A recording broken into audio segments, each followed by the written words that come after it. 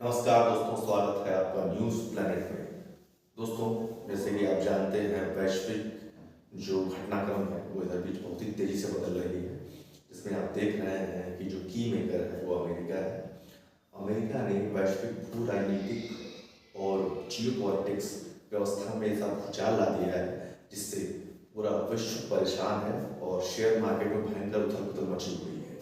लेकिन दोस्तों, इसके पीछे की जो असली वजह है वो हमें जाननी पड़ेगी। दरअसल क्या है कि जो अमेरिका का कर्ज है वो कई गुना बढ़ चुका है, उसके जीडीपी का कई गुना ज़्यादा हो चुका है। इसीलिए अमेरिका अब संरक्षणवादी नीतियों को अपना रहा है।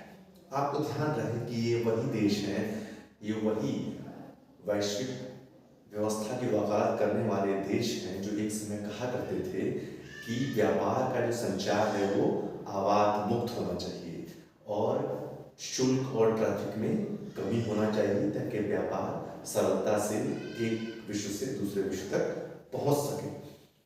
लेकिन अब यही देश है जो अपने देश में आने वाले सामानों पर भारी मात्रा में टैरिफ लगा रहे हैं, लोगों को टैरिफ के नाम पर धमका रहे हैं, दूसरे देशों को धमका रहे हैं टैरिफ के नाम पर भी। और यहाँ तक कि अमेरिका ने तो हाल ही में वेनेजुएला के राष्ट्रपति और उनकी पत्नी का दिन दहाड़े अपहरण भी कर लिया। अब इसकी वजह एक ही है कि वो वेनेजुएला के तेल भंडारों पर अपना कब्जा करना चाहते हैं, क्योंकि वेनेजुएला के पास ज्ञात स्रोतों के मुताबिक दुनिया का सबसे बड़ा तेल रिजर्व है। तो अमेरिका चाहता था कि वेनेजुएला ये तेल अमेरिका को सप्लाई करे बजाय कि चाइना और बाकी देशों के। लेकिन वेनेजुएला इससे सहमत नहीं था, तो ट्रंप ने अपने प्रशासन के साथ मिलकर उनका दिन दहाड़े अपहरण कर लिया। अब मजे की बात देखिए कि इस तरह की हरकत करने वाला एक राष्ट्राध्यक्ष जो है वो नोबेल पीस का प्राइज पाना चाहता है। पहली बार हमने देखा होगा कोई व्यक्ति खुलकर नोबेल पीस मांगने के लिए लोगों से मन्नतें कर रहा है, याचनाएं कर रहा है कि मुझे नोबेल पीस प्राइज दे दो। अब आप देखिए, इसके पहले आज तक ऐसा कभी नहीं हुआ था।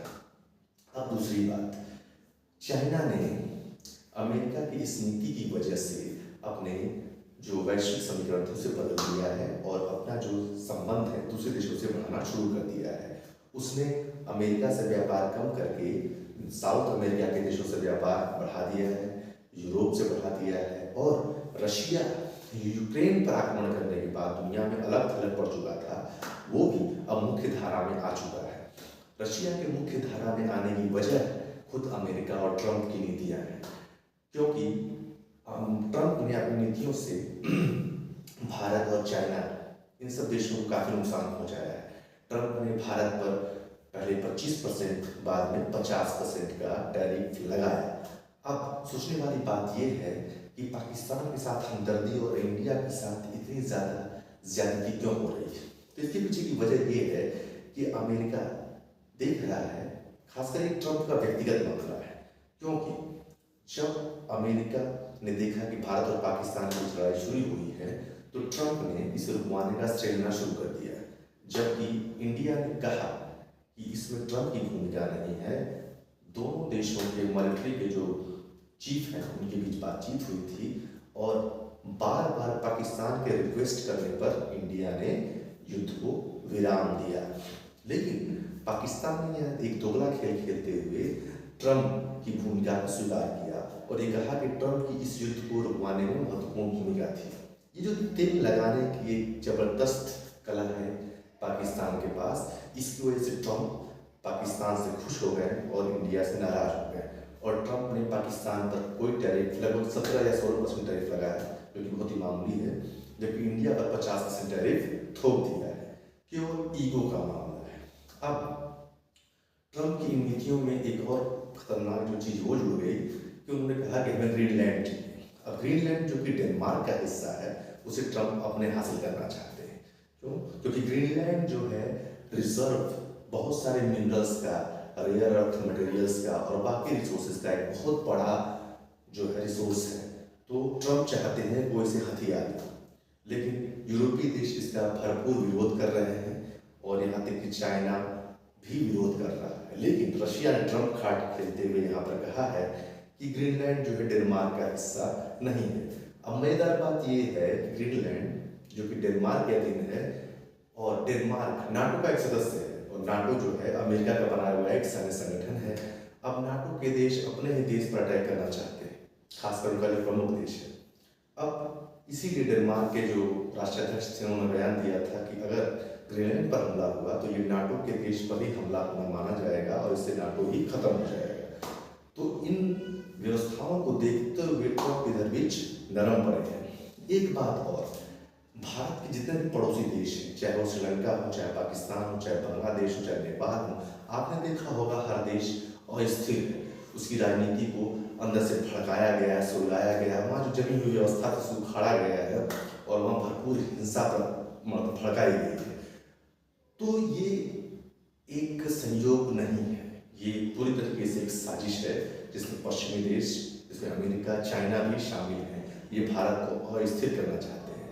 ये देश जानते हैं कि भारत नेपाल, बांग्लादेश, पाकिस्तान या श्रीलंका की तरह अस्थिर नहीं हो सकता है। इसीलिए ट्रम्प अपने दूसरे तरीकों से इसे अस्थिर करने में लगे हैं, क्योंकि यही एकमात्र देश है जो उनके लिए एक चुनौती है। इसीलिए ट्रम्प ने जो ट्रम्प कार्ड खेला है, भारत पर ट्रैफिक लगाने का टैरिफ 25 से 50%, इसका वैश्विक और एक्चुअल मुद्दा यही है कि भारत भी अपने बाकी देशों की तरह अस्थिर हो जाए।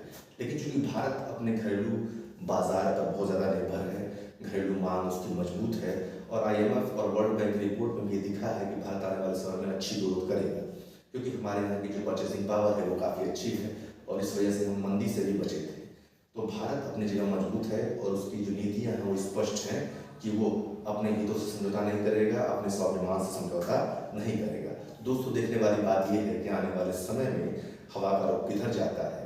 वैश्विक व्यवस्था में जो गड़बड़ हो रही है उसको देखते हुए बहुत सारे देशों ने डॉलर को खरीदना छोड़ दिया है और उसकी बजाय चांदी और सोने में निवेश करना शुरू कर दिया है, जिससे मार्केट में सोने और चांदी की कीमतें आसमान छू रही हैं। और ये जो प्रोसेस है, ये जो रुझान है, ये काफ़ी दिनों तक चलते रहेंगे, क्योंकि लोगों की जो विश्वास था लोगों का अमेरिकी डॉलर में वो खत्म हो गया है, वो ट्रम्प की नीतियों की वजह से। और ट्रम्प ने भी जो नई सुरक्षा नीति जारी की है उसमें साफ साफ लिखा हुआ है कि वाशिंगटन या अमेरिका का उद्देश्य अपने सहयोगी देशों की सुरक्षा करना नहीं, खुद अपनी सुरक्षा करना है।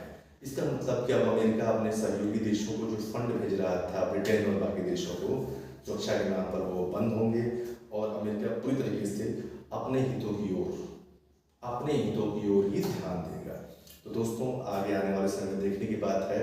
यहाँ तक कि ट्रम्प ने कनाडा के जो प्रधानमंत्री थे उन पर भी 100% टैरिफ लगाने की धमकी दी। उसके पहले उन्होंने फ्रांस पर, जो फ्रांस की वाइन है जो अमेरिका में जाती है, उसको 200% टैरिफ लगाने की बात की। इस तरह से वो बाकी देशों के राष्ट्राध्यक्षों को धमका रहे हैं। तो इटली की जो राष्ट्रपति हैं, प्रमुख हैं, जॉर्जिया मेलिना, उन्होंने कहा था कि ठीक है, अगर आप ऐसा करेंगे तो हम आपके जितने इम्पोर्ट हैं वो रोक देंगे और आपके जो मैकडॉनल्ड्स हैं वो बंद कर देंगे। तो इस तरह से हमारा जवाब होगा। इसके बाद ट्रम्प कुछ नरम पड़े हैं। यहाँ तक कि ट्रम्प ने UK के जो सैनिक थे उनकी अफगानिस्तान जो मिशन था इनका, उसमें जो भूमिका थी उसको लेकर भी विवादास्पद बयान दिया था और बाद में माफी मांगी थी। तो इस तरह ये जो घालमेल चल रही है, देख के लग रहा है कि 3 साल तक ट्रम्प के रहने पर यही होगा और वैश्विक व्यवस्था काफ़ी गोता लगाने वाली है। और 3 साल बाद ही लगता है सुधार की उम्मीद होगी, लेकिन अभी देखते हैं कि आगे क्या होगा। तब तक दोस्तों, धन्यवाद, फिर मिलेंगे। जय हिंद।